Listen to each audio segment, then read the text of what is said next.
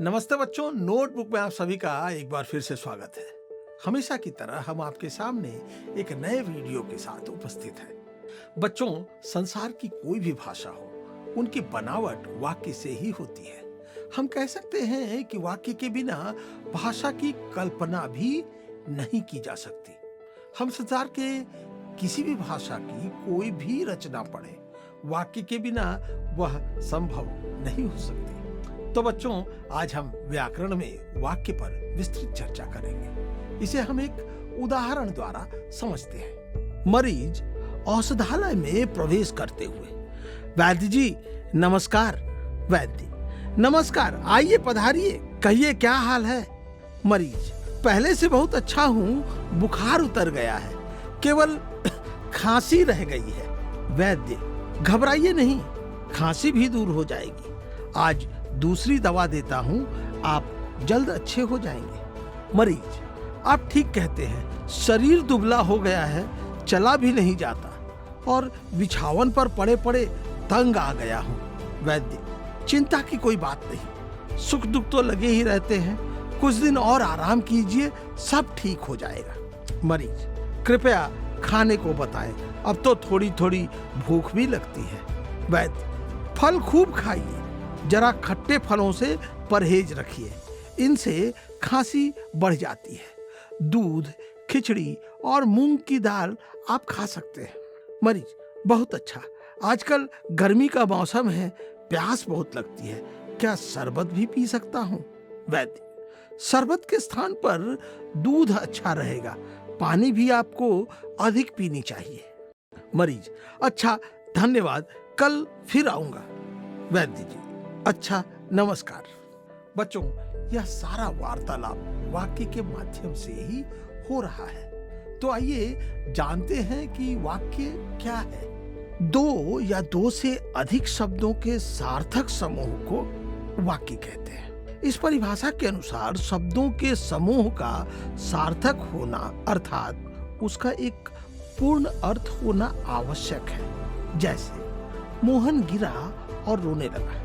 इस वाक्य को पढ़कर हम यह अंदाजा लगा सकते हैं कि मोहन के साथ क्या हुआ है। लेकिन इन्हीं शब्दों को यदि हम कहें कि मोहन लगा और रोने गिरा, तो हम यह समझ नहीं पाएंगे कि यहाँ क्या कहा गया है, या शायद इसका अर्थ समझ भी जाए तो भी इसमें अनेक व्याकरणिक दोष हैं। वाक्यों को हम कई आधार पर बांटते हैं। जैसे कर्ता और क्रिया के आधार पर वाक्य के दो अंग होते हैं। इसमें पहला है उद्देश्य एवं दूसरा है विधेय।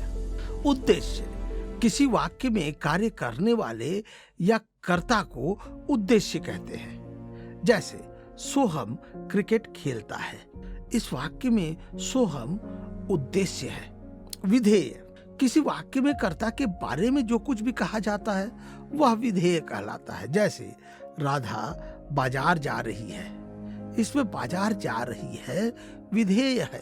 तो बच्चों, अब तक हमने कर्ता और क्रिया के आधार पर वाक्य के दो अंगों के बारे में जाना। अब हम रचना के आधार पर वाक्य के भेद जानेंगे। रचना के आधार पर वाक्य के तीन भेद होते हैं। सरल वाक्य, जिस वाक्य में एक उद्देश्य तथा एक विधेय होता है उसे हम सरल वाक्य कहते हैं। सरल वाक्य की पहचान है कि इसमें कोई संयोजक शब्द नहीं होते हैं। बच्चों, आप सोच रहे होंगे कि ये संयोजक शब्द क्या है?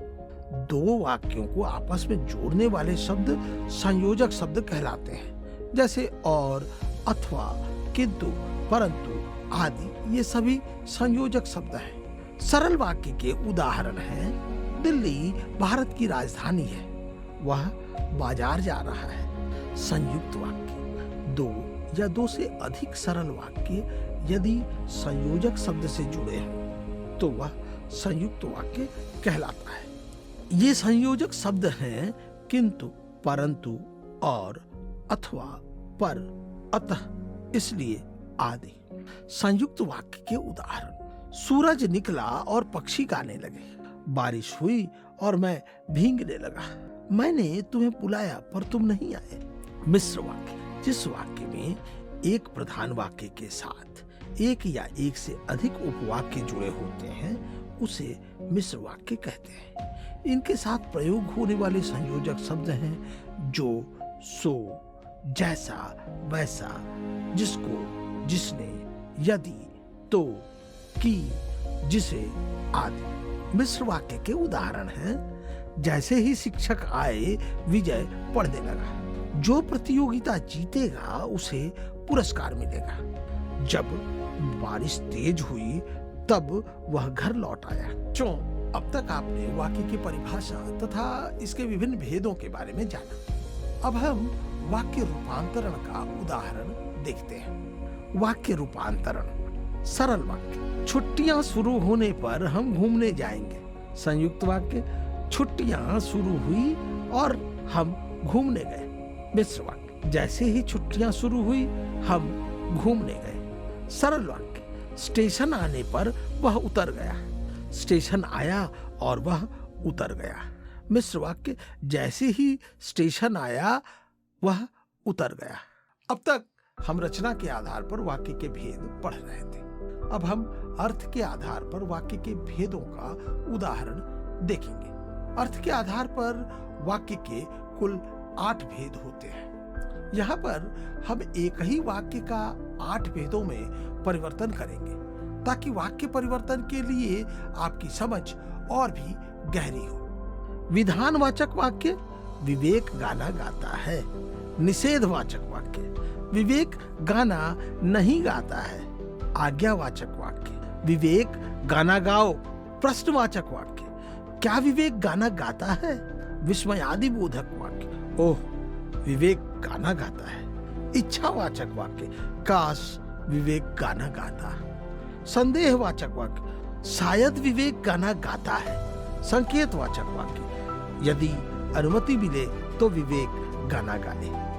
इस प्रकार हम देखते हैं कि किसी भी भाषा को जानने के लिए उसके वाक्य की संरचना को जानना नितांत जरूरी है। कई बार हम गलत वाक्य लिखकर तथा बोलकर अपना नुकसान कर लेते हैं। यदि किसी भाषा के वाक्य की बनावट से आप ठीक से परिचित नहीं हो पाएंगे तो वह भाषा आपके अधिकार से बाहर चली जाएगी। यही कारण है कि आपके इस पाठ्यक्रम में वाक्य रूपांतरण को विशेष महत्व दिया गया है। बच्चों, हम आशा करते हैं कि यह वीडियो आपको पसंद आया होगा। फिर मिलेंगे एक नए पाठ के वीडियो के साथ। तब तक के लिए हम विदा लेते हैं।